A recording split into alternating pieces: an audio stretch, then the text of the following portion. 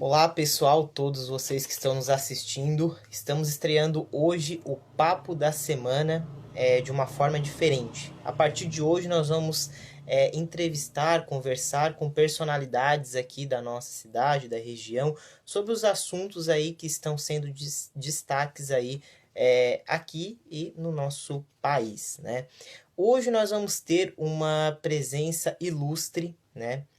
Uma pessoa que eu admiro muito, que foi meu professor, que é o professor Luiz Henrique Dalmolin. Ele irá participar conosco hoje para falar um pouco sobre tudo que está acontecendo no quesito econômico aqui do município e também do Brasil, né? O que causou aí os prejuízos econômicos que a Covid-19 veio e acabou causando a todos nós, a todos os micro e pequenos empresários aqui da nossa cidade. O nosso convidado de hoje, ele tem um currículo espetacular, né? Ele é um currículo espetacular, professor Luiz Henrique Dalmolin, né? Eu vou pegar aqui o currículo dele, porque o currículo dele é tão grande que não consegui decorar, tem que ler. Eu vou primeiro aqui visualizar aqui para chamar ele aqui para nossa conversa, para a gente poder ir. Luiz Henrique Dalmolin, nosso professor, que irá participar conosco agora, já está conectando. Boa noite, professor. Boa noite, Samuel. Boa noite a todos aqueles que nos acompanham. Muito obrigado pelo convite. Espero que nesse véspera de feriado a gente possa contribuir bastante aí com o Papo da Semana. Exatamente, eu que agradeço a presença ilustre do senhor aqui conosco e nada como uma pessoa do tamanho que o senhor tem, do currículo que o senhor tem para poder participar e poder enriquecer nossos digamos assim, seguidores aqui do Instagram com o seu conhecimento. Deixa eu só falar aqui o seu currículo, que eu tive que anotar porque é grande. Professor, ele é consultor empresarial, mestre em administração, especialista em finanças corporativas, especialista em gestão empresarial, especialista em didática da educação superior e graduação em administração, professor de cursos de graduação e pós-graduação, colunista do portal Extra SC, membro do Conselho Municipal Tubarão 180 Graus, diretor estadual da FAMPESC, também é presidente da Associação das Micro e Pequenas Empresas de Tubarão. Em 2017, foi administrador de destaque na área privada pelo Conselho Estadual da Administração de Santa Catarina, foi executivo de empresas e atualmente é sócio-diretor da DM Associados Gestão Empresarial. Fiquei sem fôlego aqui. Isso aí é porque a gente vai construindo durante a carreira, né, Samuel? Isso aí todo mundo que está nos assistindo também... chegando numa idade que nem eu estou chegando, a gente constrói pelo caminho, mas o mais importante é a gente ter a consciência que a gente fez esse caminho de forma correta, né? Eu acho que é o mais importante que a gente preza isso e o que a gente tenta passar para todo mundo que nos acompanha, que nos segue há algum tempo aí. Principalmente aqueles que foram e que são nossos alunos, né? Exatamente, são vários aqui nossos seguidores que eu sou um deles, né? Fui seu aluno e tem vários alunos seus que eu postei aqui que entrevistar o senhor e o que veio uma chuva de recados aqui dizendo que o senhor ou foi ou é atualmente professor. E é uma inspiração para todos nós, eu tenho 25 anos e são vários jovens aqui que nos seguem, uma inspiração para todos nós jovens que queremos enriquecer o nosso currículo, ver o currículo seu aqui realmente nos inspira a buscar cada vez mais conhecimento, professor. E a educação é o que nos salva, né, Samuel? O pessoal que tá em casa é o que é transformadora, né? A educação é uma coisa transformadora, é o que transformou a minha carreira profissional e é o que eu sempre digo para todo mundo, que tendo educação, o resto a gente corre atrás, tendo saúde, a gente consegue correr atrás facilmente. Exatamente. Professor, nós vamos ter uma conversa aqui muito produtiva e eu pensei em convidar alguém que pudesse nos falar um pouco sobre toda a perspectiva econômica, porque a gente está ouvindo muito falar da questão da saúde, que é muito importante e que realmente nós não sabemos o que vai acontecer, e no meio disso tudo tem a questão econômica, né? O que, que vai acontecer daqui para frente, quais as perspectivas que nós vamos ter daqui para frente com tudo isso que está acontecendo. Então, eu pedi também que as pessoas mandassem perguntas, eu tenho algumas perguntas aqui, é um bate-papo bem informal que nós vamos ter aqui agora, para você poder contribuir também com esse nosso bate-papo, você que está nos vendo, né? Professor, para a gente poder iniciar essa conversa, nós estamos vindo aí com vários acontecimentos nos últimos anos aí, que acaba que tira um pouco da estabilidade, seja esses acontecimentos políticos, ou seja acontecimentos aí do acaso que vieram, que nós sofremos aqui, principalmente aqui na nossa cidade, né? Um exemplo disso foi em 2016. Em 2016 teve aquele vendaval que por pouco não aconteceu uma tragédia maior, né?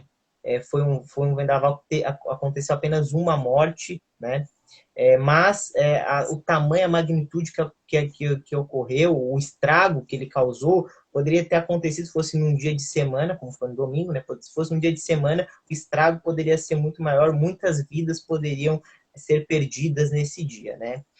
Eu lembro que naquele momento, professor, o então governador da época e o prefeito eleito da época fizeram uma série de anúncios para os microempresários devido à grande destruição das empresas que aconteceram na época.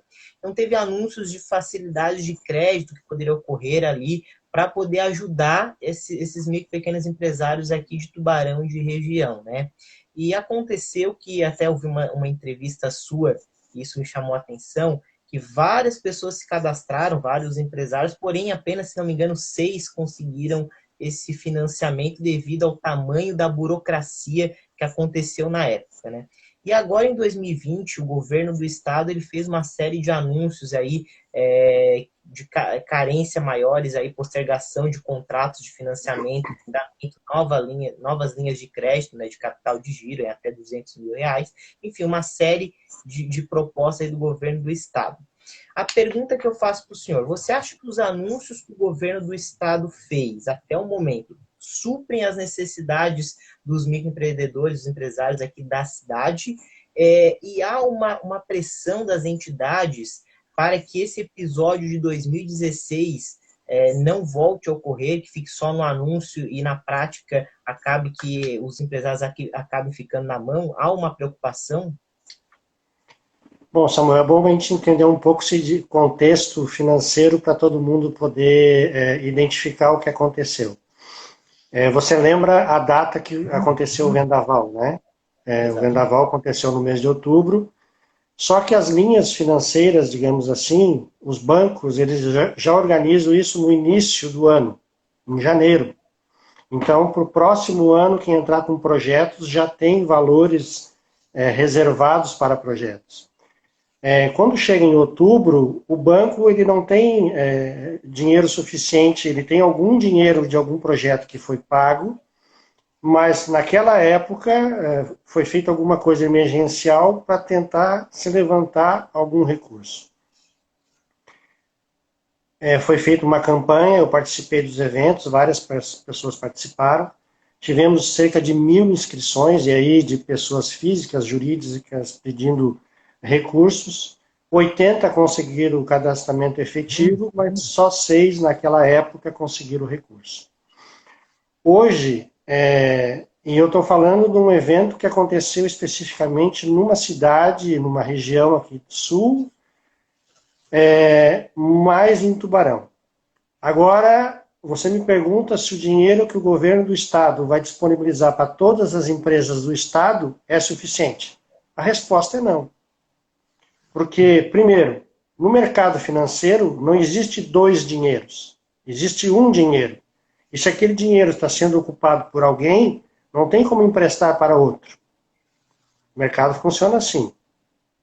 Segunda coisa, são várias empresas, são muitas empresas e muita demanda de muita gente. Então, o valor de recurso que veio de um banco do Estado, do Badesc, já na primeira abertura, primeiro, segundo dia que abriu, já não existe mais essa linha de crédito, já fechou. Foi apresentado pelo BRDE, agora também com recursos, e aí entra parte de garantias, que todo mundo está sempre buscando tentar visualizar uma forma de não ter garantias, mas posso dizer que o SEBRAE entrou também aportando algum recurso, e teve um projeto agora que foi aprovado semana passada, o PRONAMP, que é um programa. Esse programa é um pouco diferente, porque a ideia é que ele continue mesmo depois da pandemia, com Certo. juros aí de juros mais baixos, até 5% ao ano.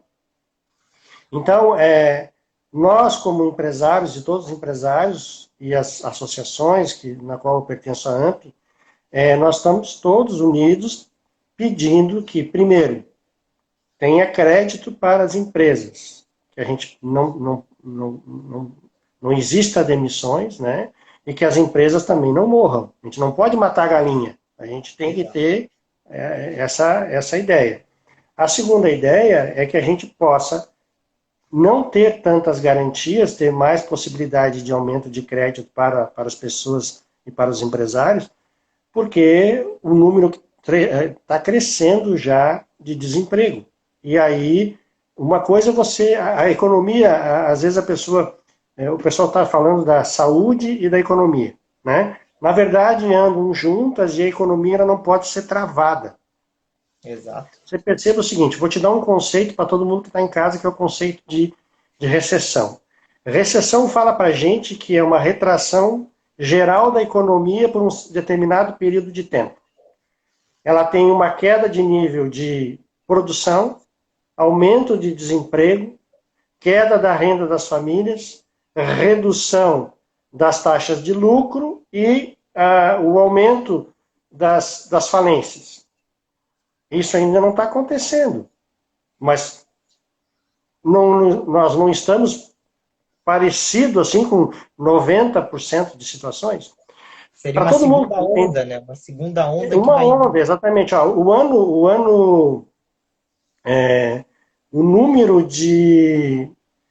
Nós temos de 2005 a 2020, 321 falências em Santa Catarina. E 217 empresas que estão em recuperação judicial. Vou falar de Tubarão. Tubarão 2017 teve 128 empresas que ficaram inativas, que fecharam, tá? Depois, em 2018, foram 247 e em 2019, 253 empresas que fecharam. Esses são os números, perceba, 128 em 2017, 247 em 2018 e 253 em 2019. Esses dois últimos anos foi o reflexo de 2016. As empresas constituídas o ano passado foram constituídas 30 mil empresas e fechadas 41. Em 2018, a mesma coisa, foram abertas 24 e fechadas 30 e poucas. Então, esse movimento veio de 2016, mas assim, porque pegou uma região estadual, alguma coisa, pegou uma leva, mas a crise veio muito em função da crise de 2014, que foi uma crise política. Então, nós tivemos uma crise política que afetou a economia. Diferentemente, por exemplo, lá, uma vez você me perguntou se isso ia impactar, né, parecido com a depressão de 29, a depressão de 29 foi dinheiro no mercado, né, papéis no mercado que não tinha lastro, estourou uma bomba lá, só nos Estados Unidos deu 15 milhões de desempregados, no mundo inteiro foi 30 milhões.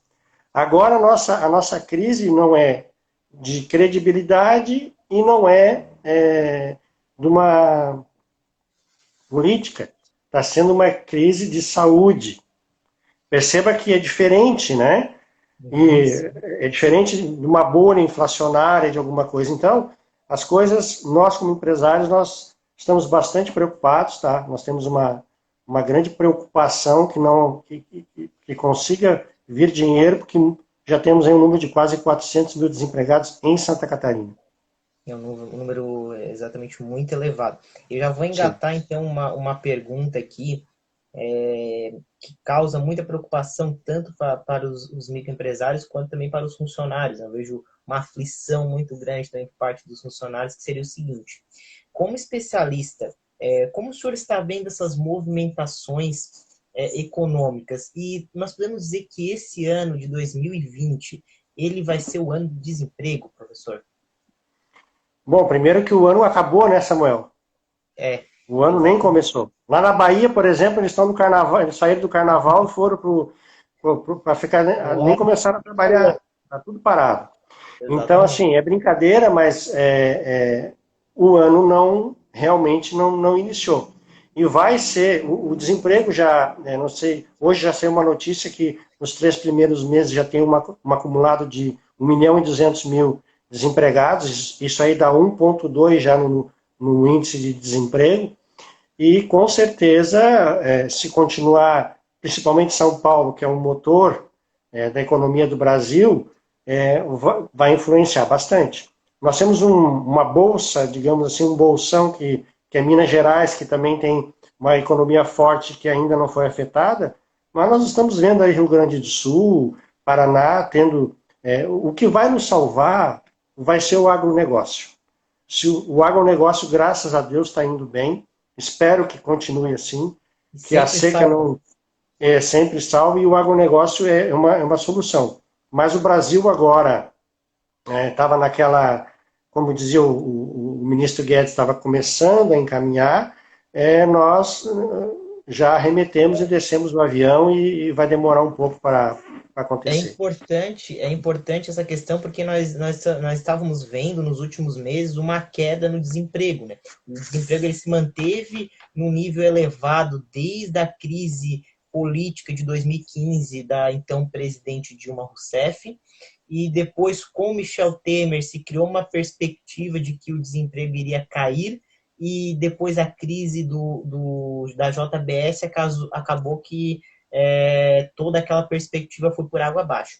Ano passado, 2019, com o novo governo, também se criou essa perspectiva e o índice foi baixando devagar, mas baixando. Sim. Parece-me que 2019 foi mais para arrumar a casa, né? Porque até então nós não sabíamos isso que estava por vir. E 2019 teve as reformas, para 2020 parece que vim com tudo com investimento e toda essa perspectiva acabou indo por água abaixo, né, professor? A gente estava recuperando, né? A gente teve uma queda muito forte em 2014, veio recuperando ao longo do tempo. Para ter uma ideia, em Tubarão, por exemplo, a comparação entre admissões e demissões, nós tivemos 700 positivo, né, 700, geração de 700 empregos. Ainda perdemos alguns empregos ali no final de dezembro em Tubarão, que poderiam ter aumentado bem mais a base salarial e base de empregados e trazia um conforto. Especificamente de Tubarão, a gente tem que ter essa construção, porque veja bem, hoje nós temos uma média de nascimentos anual na cidade de 1.300 crianças, né? Falando da região da Murel, 2.500, e falando da região aqui das cidades próximas, Capivari, Jaguaruna, Sangão, 2.500, 2.600 crianças. E no contexto da Murel, nós temos 4.700 nascimentos por ano. Tubarão tem 1.300 que nascem e tem 700 que morrem. Então nós temos aí um gap aí de 600 que nós temos que estar gerando emprego para essas pessoas todo ano, numa base de no mínimo 600 empregos para absorver as pessoas que estão entrando com 18 anos no mercado de trabalho. Pela quantidade de empresas que nós temos e pelo perfil econômico que a gente tem, baseado fortemente no comércio e nos serviços, que dão uma base de emprego maior, é preocupante, às vezes, a gente não ter uma geração muito forte de empregos e de empresas para poder absorver, porque é uma cidade polo. Então, o que está se visualizando um pouco mais na frente é que esse novo emprego da tecnologia que nós estamos aqui fazendo agora, da inovação, que vai poder dar um upgrade aí forte para toda a região, para a gente poder alcançar um nível melhor de empregabilidade e, com certeza, aumentar também o valor, né? Porque quem trabalha em tecnologia, o valor agregado salarial é melhor, né? Exato. Tem uma pergunta aqui que eu vou fazer de um seguidor nosso, PMD. O quanto da crise pela qual nós estamos passando é falha de planejamento? Há várias doenças altamente contagiosas, possibilidade de guerra química, e parece que tudo isso era imprevisível. É Paulo Dias que está fazendo essa pergunta. É complicado porque não era algo que estava sendo previsto, né? Professor, você pode falar melhor do que eu sobre isso, mas a expectativa de 2020 era outra, né? Completamente diferente. Bom, na verdade, assim, ó, a gente tem que ver o planejamento em vários contextos. Num contexto, digamos, estadual, nós poderíamos ter, o que eu venho falando sempre, não ter parado dia 18 de março, ter parado dia 23 de março, esperado um pouco mais. O governo do estado dizer, olha, vocês vão parar durante um mês, durante esses 5, 6 dias que vocês vão ficar, vocês deem férias para os funcionários, nós vamos entrar com todos os projetos de leis possíveis, regularização de dinheiro, ficava todo mundo um mês em casa, nisso o governo federal e estadual resolvia a grana, os bancos resolviam como que iam fazer, as empresas já sabiam para quem que iam demitir para de repente pegar um seguro-desemprego, faltou planejamento aí.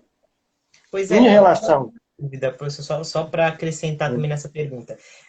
Me parece, eu não sou especialista, não sou médico, mas vendo de fora, parece que essa questão de prorrogar de 7 em 7 dias não se criou no final desse sétimo dia uma expectativa, tanto para o funcionário quanto para o microempreendedor ali, de que realmente iria voltar, e quando chegava lá não voltava, e acabou não dificultando esse planejamento, quem sabe para dar uma férias para o funcionário de mais prolongadas, de 30 dias, e conseguir programar melhor esse caixa da empresa? Com certeza, porque na verdade é o seguinte, a pequena empresa, o mercado funciona assim, insegurança e falta de credibilidade são duas coisas no risco que assusta o mercado. Então, se você fala 7, 7, 7, todo mundo ficou inseguro e chegou um momento, bom, se deu 7, 7 mais 10, agora é obrigado a abrir. Se dava 30, todo mundo sabia que era 30 e o jogo a regra do jogo estava estabelecida. Mas respondendo ao Paulo especificamente, a gente pode dizer o seguinte: houve falta de planejamento porque, por exemplo, teve cidade que fez carnaval. Verdade. E não deveria. A realidade, qual seria a realidade? Se estava todo mundo sabendo que tinha que planejar, e o que está acontecendo? Pelo que a gente está vendo, ainda não foi planejado muita coisa, porque agora o pessoal está resolvendo fazer hospital de campanha, comprando respirador. Onde estava tudo isso no mundo todo, né? Exato. Então houve uma falha de planejamento, e assim, o brasileiro não gosta de planejar, e olhando pela lógica, né? Se lá nos Estados Unidos o pessoal está tendo problema, se na França, na Itália deu problema, como é que alguém vai tentar regularizar um hospital aqui em menos de 2 semanas? É impossível, né? Exatamente, exatamente. Professor, eu quero recomendar a leitura de todos que estão nos acompanhando agora do blog do Dalmolin, lá no Extra SC, que eu sempre acompanho um conteúdo assim, bem interessante. E lá tem um conteúdo tem um artigo muito interessante que é: se quer saber o valor do dinheiro, tenta pedir um emprestado. Qual a sugestão? Lá o senhor dá a sugestão da questão do juros simples, né? Tomar cuidado para ir ao mercado de juros simples. Vários empresários, vários microempreendedores vão ter que ir ao mercado para conseguir esse crédito aí para poder manter a empresa ativa, né? Qual conselho que o senhor pode dar para esses microempreendedores? Bom, Samuel, primeiro que essa frase que você citou aí foi uma frase lá de Benjamin Franklin, né?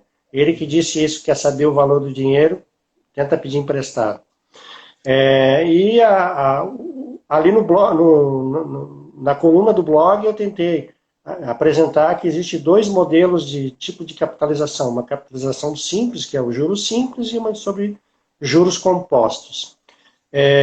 O empresário agora que está indo no mercado, ele está numa construção, ele está totalmente vulnerável, né? Ele está numa pressão que ele precisa fazer. Perceba, hoje é o dia 30 e ele tem que fazer a folha no quinto dia útil do próximo mês, que é a Exatamente. semana que vem, na sexta-feira que vem, Vai no né? desespero.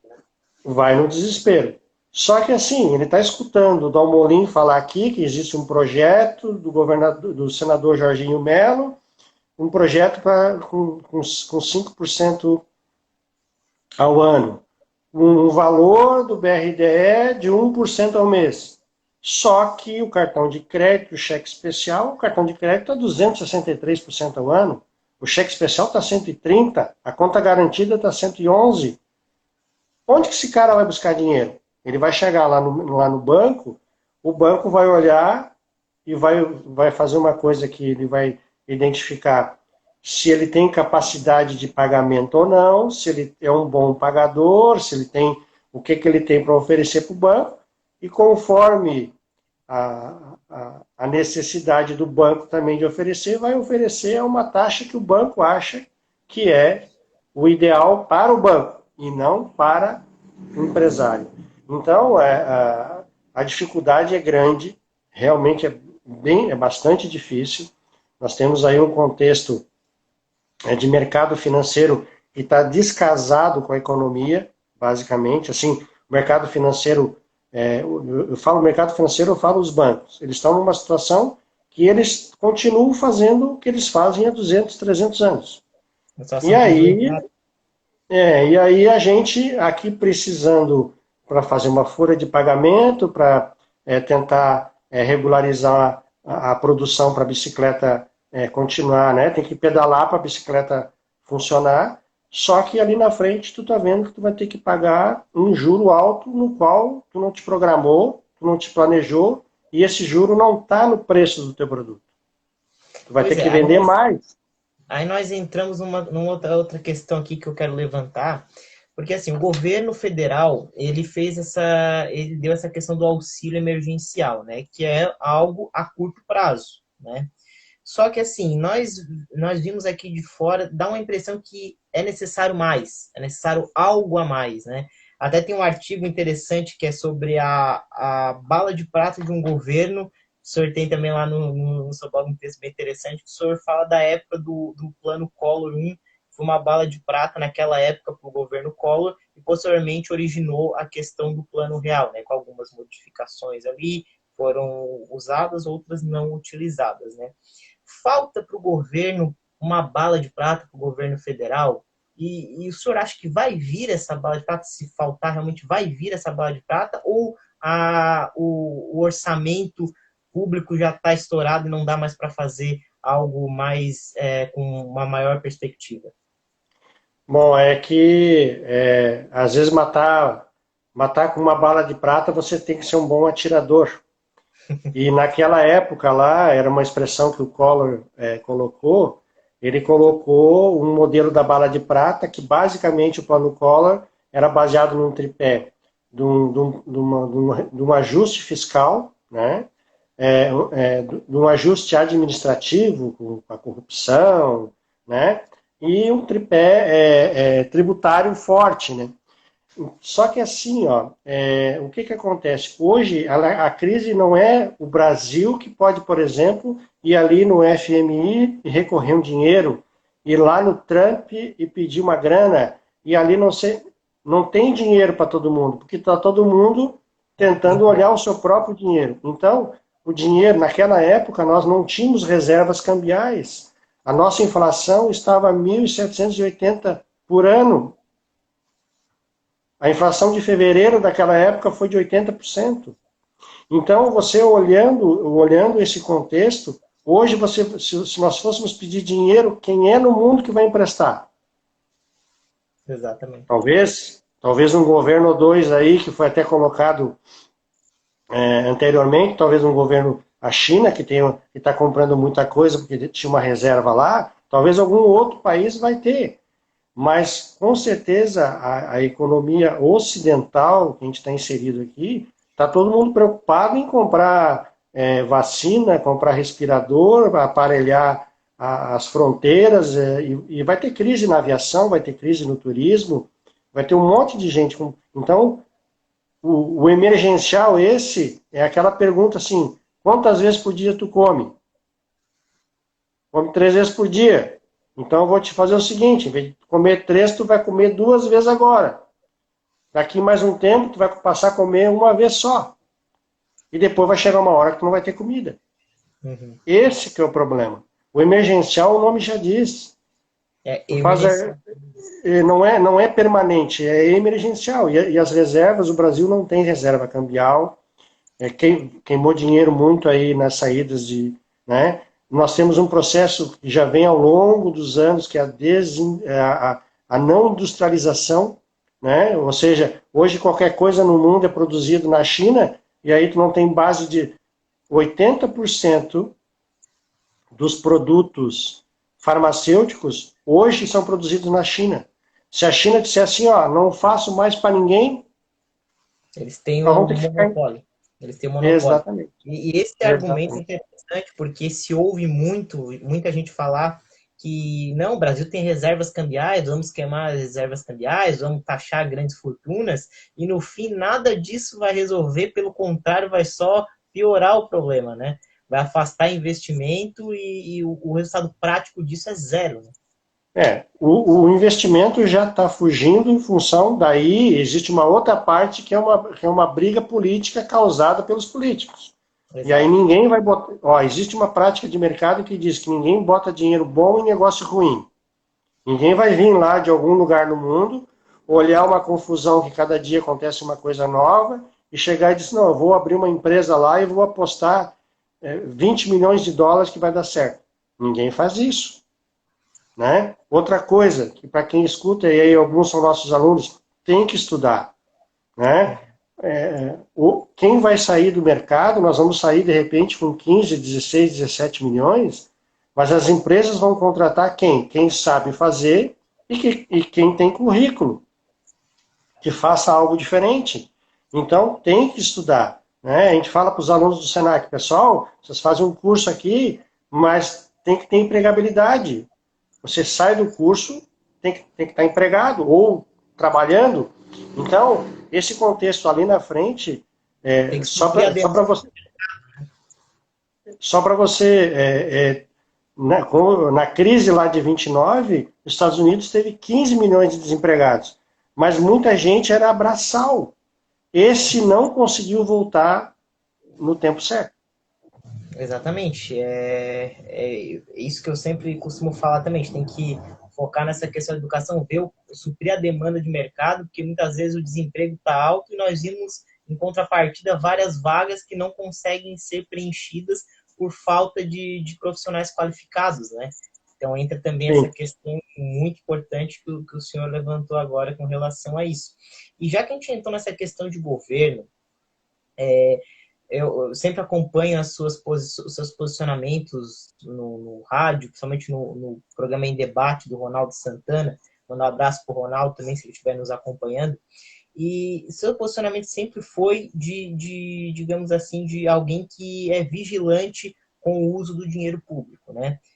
Tanto a questão de sua participação também no Observatório Social, tudo mais. O senhor tem esse histórico de ser vigilante com o dinheiro público, de fiscalizar, de participar, mandando lá, tem denúncias de superfaturamento lá naquele local.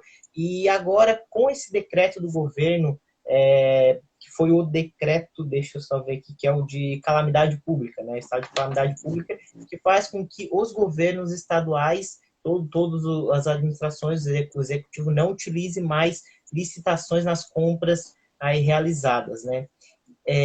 Isso fez com que várias denúncias estão começando a ser realizadas de compras superfaturadas, tudo mais que, enfim, precisam ser apuradas, né? Principalmente aqui também no nosso estado, essa semana isso ganhou um destaque maior com aquelas compras daqueles respiradores, né? O senhor, como vigilante, como uma pessoa que sempre acompanha essa questão, o que fazer para evitar isso, né? Falta um pouco do legislativo também entrando na nossa casa legislativa aqui, tanto do estado, aqui de Santa Catarina, como no Brasil. Falta essa fiscalização com esse dinheiro público realmente? Samuel, se você fosse um funcionário de um presídio e dormisse no momento que era para você ficar vigilante e aqueles que estão lá encarcerados percebessem isso, pudessem abrir a porta e escapar, é 24 horas que eles ficam pensando a forma de escapar. Da mesma forma, existe uma coisa assim que uma frase que diz que não é dinheiro público, é dinheiro dos pagadores de impostos. Quando eu pago meu imposto, e eu pago bastante, e eu pago às vezes dobrado, porque às vezes a água, eu compro uma água mineral, porque às vezes a água que você tem, você não toma, né? Estou dando um exemplo. O meu colégio, eu pago um colégio particular que poderia pagar o colégio, utilizar o colégio público, em função esse contexto que tem é a má gestão ao longo. Não, o problema é que é um problema histórico, né? Vem ao longo do tempo uma construção que o dinheiro era de ninguém, a forma de ser feito era às vezes não muito transparente. Com a nova gestão política criada lá com o governo Thatcher e com o governo Reagan, trouxe uma nova proposta de transparência. E aí começamos a adotar hoje modelos de transparência no Brasil inteiro, e aí tem palavras como compliance, auditorias, palavras novas que são questões que tem que ter segurança. E o O compliance, gestor público, só para acrescentar, o compliance ganhou muito destaque nas empresas depois da questão da Lava Jato também, né? Que aí as empresas exatamente, também exatamente. focaram muito nessa questão do compliance para evitar fraudes e corrupção nas empresas, né? Então, o que que acontece? Hoje, assim, os políticos ao longo desse tempo, com o controle social, e aí eu faço parte do Observatório Social, mas existe o Ministério Público, existe outras ações que podem ser realizadas, a vigilância ficou maior e, assim, existe um clamor da sociedade que diminua as maracutaias. Vamos lá, vamos no popular para tentar ficar mais claro. Só que quando tem essas perspectivas de emergência, aquele que não é tão. Às vezes não é aquele que decide, né? Às vezes não é um governador, não é o prefeito, mas é que tem, às vezes, nas próprias empresas, existe aqueles do segundo, do terceiro escalão, que estavam acostumados a trabalhar de uma forma diferente do que aquilo que seria o justo e o correto, né? E não é feito. Então, assim, imagine isso acontecendo num país inteiro como o nosso, com milhares de situações diferentes, com milhares de pessoas, cada uma, umas com propostas não tão justas e tão idôneas, de entrar no mercado e querer, digamos, ver uma bolada, e assim, como você falou, valores de 30 milhões, 33 milhões de reais, que é muito difícil a gente poder depois que pagou para recuperar, a coisa vai demorar.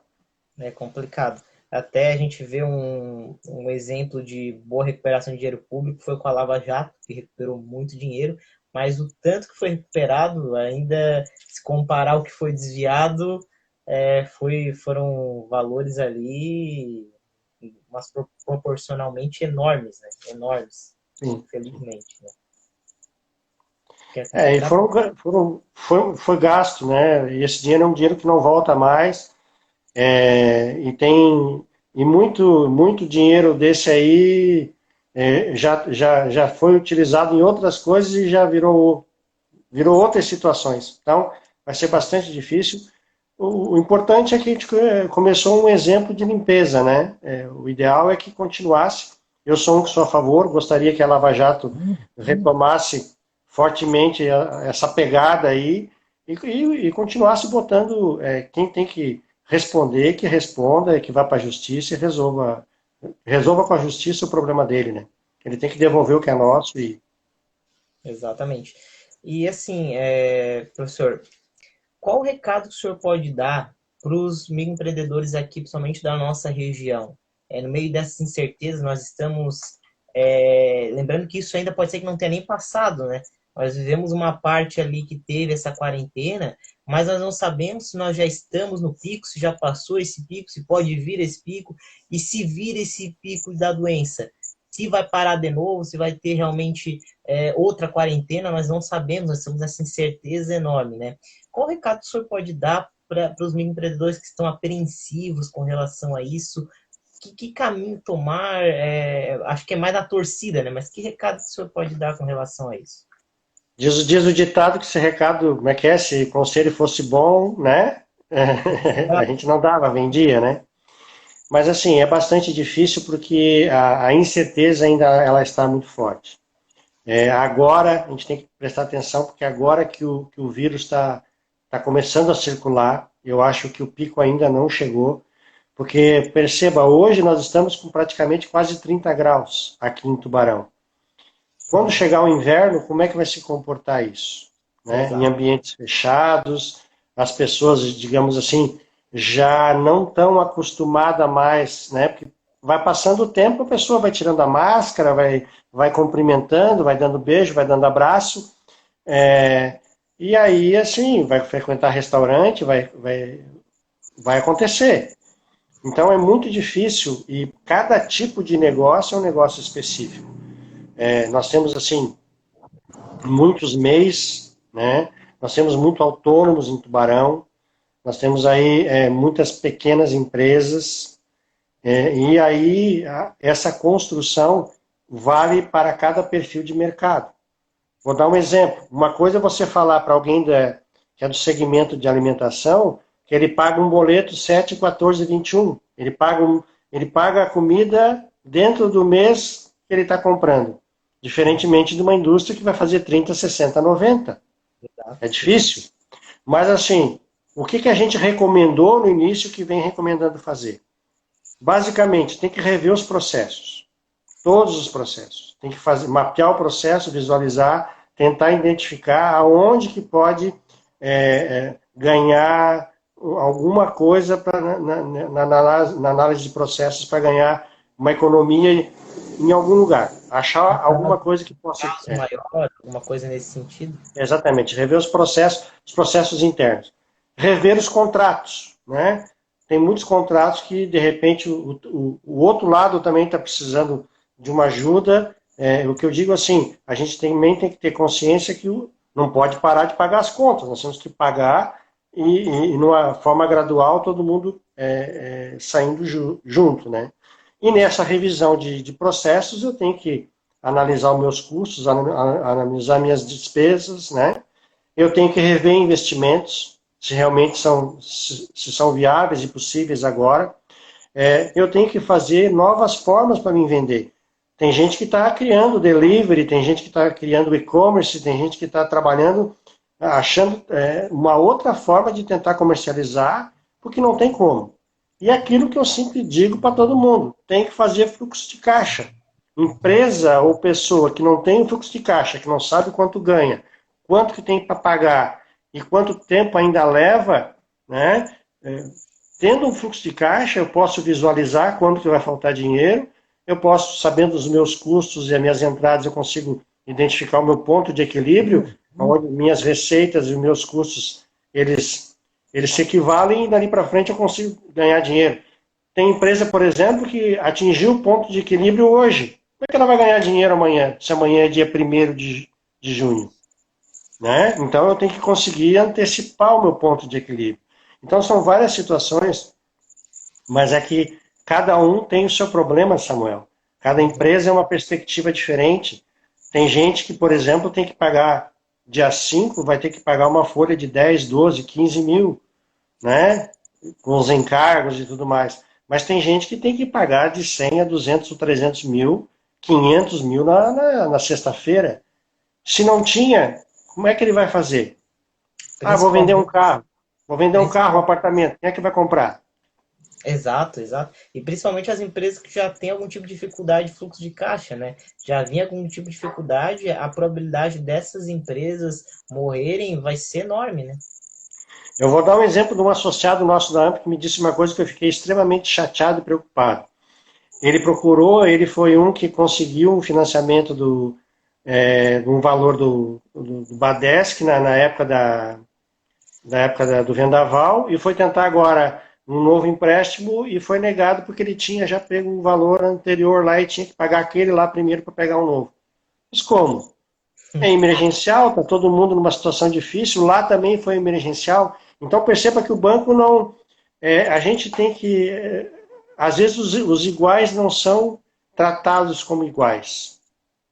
O banco não te trata, às vezes, como numa situação dessa, como uma situação diferente. Uma situação diferente você tem que agir de forma diferente. Né? Tem que haver uma sensibilidade. E para todo mundo que sabe, o dinheiro ainda não chegou na ponta. Até agora, não vi ninguém ligar para mim e dizer, olha, já aquele dinheiro que eu peguei lá em dia 25 de março já chegou, está na minha conta. Não vi ninguém falar isso ainda. Exatamente. Professor, nós vamos já nos encaminhando para o fim da entrevista. Entrevista é uma aula, né, que o senhor deu agora aqui para a gente. Tem mais alguma coisa que o senhor queira acrescentar com relação a toda essa aula que foi dada aqui para nós? Bom, eu gostaria de dizer que foi um bate-papo, né, Samuel? Eu acho, primeiro, eu fico realmente muito feliz. Você foi meu aluno lá atrás, conseguiu construir aí uma carreira que está sendo muito produtiva e acredito que vai ser brilhante para o futuro. Mas tudo isso também você conseguiu porque você estudou, né? Então, o que eu digo para todo mundo? Primeira coisa, hoje em dia, empirismo, achismo, ninguém consegue nada. Precisa realmente você buscar informação. A informação é muita informação que chega a todo momento e as pessoas ficam até perdidas, mas assim, vá, estude, porque primeiro vai fazer uma diferença no currículo, para aqueles que são funcionários. Para as empresas, acredite no Brasil. O Brasil tem jeito. A crise é para todo mundo. Se fosse só para mim, era uma coisa, mas a crise é para todo mundo. Então, todo mundo vai entender o que você está passando. Só que tem que achar quem entenda e que te ajude, que te auxilie. E aí nós temos, assim, falando de educação, nós temos aí universidades, nós temos o próprio SENAC que eu dou aula, nós temos, assim, a ampla associações empresariais que existem, existe o SEBRAE para dar apoio, e, quer dizer, todo mundo hoje está se abraçando e a quantidade de lives e vídeos que são postados, informação que é dada todo dia, é nesse sentido, de primeiro ter uma ação positiva, né? Acreditar que a gente precisa disso. Nós precisamos ter, porque quem desistir, e como disse um deputado que eu escutei ontem, que ele disse que se eu for chorar embaixo do lençol, acabou. Né? E falou aquele que era o deputado federal do Rio de Janeiro, lá, que era nadador olímpico, esqueci o nome dele, Luiz Felipe, era um deputado lá que falou, olha, se a gente for chorar embaixo do lençol, acabou, porque daí eu perco a minha motivação. E nós temos que estar motivados. Eu acho que abrir o mercado, está todo mundo querendo buscar, vai ter dificuldade para todo mundo. A incerteza pode estar ali na frente. O inverno pode chegar e travar tudo de novo. Mas aí eu tenho que achar uma forma, não uma fórmula, mas achar uma forma de tentar passar esse ano, porque o sol sempre nasce, né? Sempre nasce. O problema está aí. Agora a gente cabe a nós enfrentarmos esse problema, e porque desistir é fácil, né? Ir lá e mas, Samuel, olha só, o mundo sempre teve crise. Tem muita gente que cresce na crise. Tubarão teve uma enchente em 74, e eu digo assim, eu sou lagiano, em 74 eu ia para a escola, o meu pai fez um rancho de óleo, de azeite, de comida, e eu levei para a minha escola, eu tinha lá, em 74, eu tinha 9, 10 anos, né? Eu mandei para Tubarão comida. Entendeu? Então, assim, vem crise, sempre tem crise. A gente passa as crises, a gente tem que ter força, sabendo, assim, existem situações que ninguém, eu sempre digo para minha filha aqui em casa, para todo mundo, para meus alunos, ninguém é rico o tempo inteiro, nem pobre o tempo todo. A gente está sempre oscilando. Tem gente que oscila, consegue ficar, mas tem gente que cai. Mas o importante não é cair. O importante é quantas vezes tu levanta, né? Exatamente. E É hoje a em dia a força. internet também te dá uma possibilidade muito grande de buscar informação. O senhor citou algumas instituições, tem várias instituições agora que com essa questão da pandemia disponibilizaram cursos gratuitos. Então, vamos, quem sabe, utilizar melhor também esse meio tão importante de informação que nós temos, que é a internet, a benefício próprio, né? A se Sim, qualificar, a se tornar um profissional com mais conteúdo, né? sim, com certeza. É o que o mercado vai pedir. Os empresários, claro, eles vão ter, a gente sabe disso, a gente vai ter dificuldade, todo mundo vai ter, mas a gente vai ter, se às vezes prorroga impostos, não protesta, né? Por exemplo, não protesta, as pessoas deixam, né? Porque não adianta nada você criar situações que a burocracia vai te prejudicar em vez de te ajudar. Né? Ah, precisa cartas de anuência, precisa todas negativas, aí chega um momento que trava tudo. O Exatamente. empresário hoje, assim, ó, se o empresário trabalhar, perceba, não é uma crise que era uma crise econômica, diferentemente, né? É uma crise de saúde. Como foi aquela da Dilma, que foi uma crise política. Alguém deu uma confusão lá, vamos tirar, dar um impeachment. Aí pronto. O Brasil é o único país no mundo que um presidente fala qualquer coisa, a bolsa cai ou sobe de uma hora para outra. Exato. Os Estados Unidos, a economia é descolada, o Trump fala o que quiser, você vê a bolsa dos Estados Unidos cair porque o Trump falou alguma coisa, a não ser quando bota lá o relatório da agricultura lá que diz que vai dar uma seca muito forte e que não vai ter soja e que não vai ter laranja, aí a bolsa cai. Agora, se ele fala que vai fazer, ninguém dá bola. Aqui no Brasil, qualquer um fala alguma coisa, no outro dia a bolsa caiu ou subiu. E o dólar Exato. subiu, por exemplo. Nós estamos vivendo isso há sucessivos anos, né? Estamos nessa crise, eu falei isso com uma pessoa essa semana. Não é que a crise do Brasil é agora, nós estamos vivendo uma crise desde 2014, 2015, que quando cria uma esperança de que vai acabar, se encerrar essa crise, ela não se encerra, são uma sucessiva conjuntura de fato que fez com que a crise persista até os 5 anos de crise. É muito tempo, né, de crise para um Muito país tempo.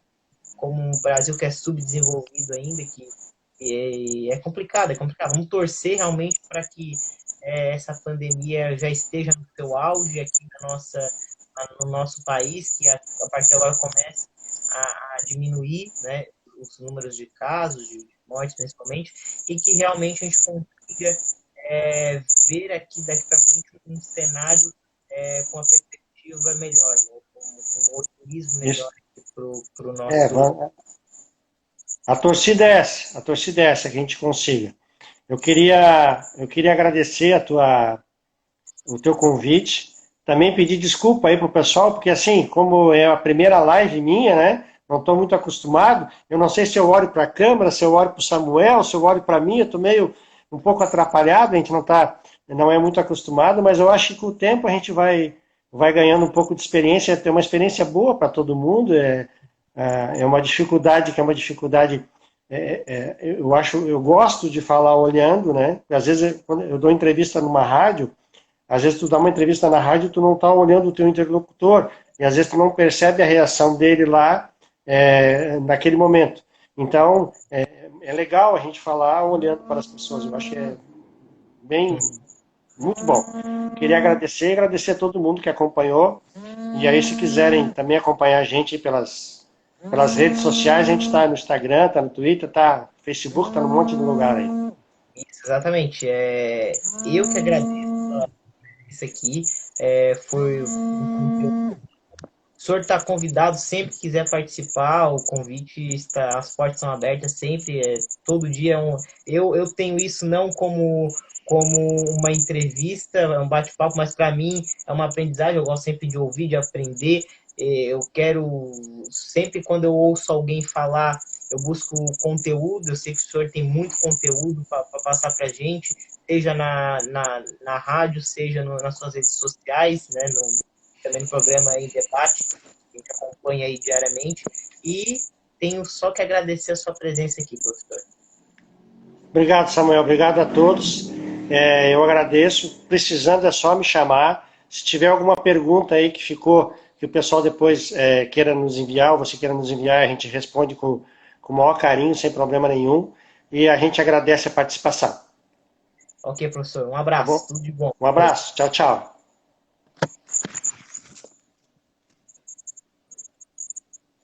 Pessoal, vamos encerrar então o papo da semana. Obrigado a todos que nos acompanharam com essa entrevista espetacular aí do professor Dalmolin, essa aula que o professor Dalmolin nos deu aqui hoje.